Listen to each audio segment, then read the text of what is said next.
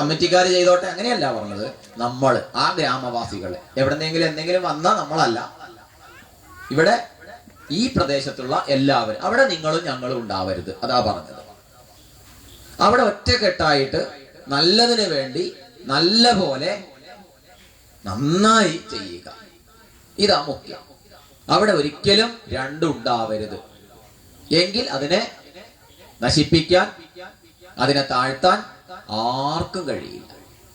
ഈ ഒരു ഉറച്ച വിശ്വാസത്തോടു കൂടി മുന്നോട്ട് പോകുമ്പോ, അപ്പോഴാ പറഞ്ഞത്, ഇവിടെ ഇപ്പൊ ഈ ഒരു ഇത് ദീപം കൊളുത്തി ഉദ്ഘാടനം ചെയ്യപ്പെട്ടപ്പോ ഒരു ക്ഷേത്രത്തെ സംബന്ധിച്ച് ഇത്രയധികം പണം ചെലവാക്കിയിട്ട് അങ്ങനെ ഒരു കാര്യം ചെയ്യാൻ കഴിഞ്ഞിട്ടുണ്ടെങ്കിൽ ആരായിരിക്കാം അത് ചെയ്യാൻ പ്രേരക ശക്തിയായി ഉണ്ടായത്? ആരാവും?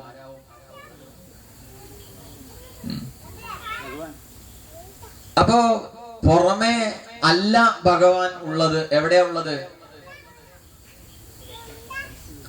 നമുക്കൊരു നല്ല കാര്യം ചെയ്യാൻ തോന്നണമെങ്കിൽ ആ തോന്നിപ്പിക്കുന്ന ശക്തിയാണ് ആര്? ഭഗവാൻ, അല്ലേ?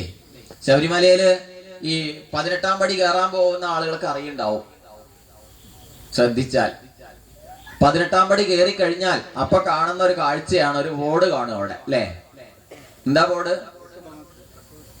ഉപനിഷത്തിലെ, വേദത്തിലെ, വേദാന്തത്തിന്റെ ഉപനിഷത്തിലെ മഹാവാക്യമായിട്ട് പറയപ്പെട്ട ഉപദേശമാണ് ഏത്? തത്വമസി. അത് മറക്കരുത്. വെറും തത്വമസി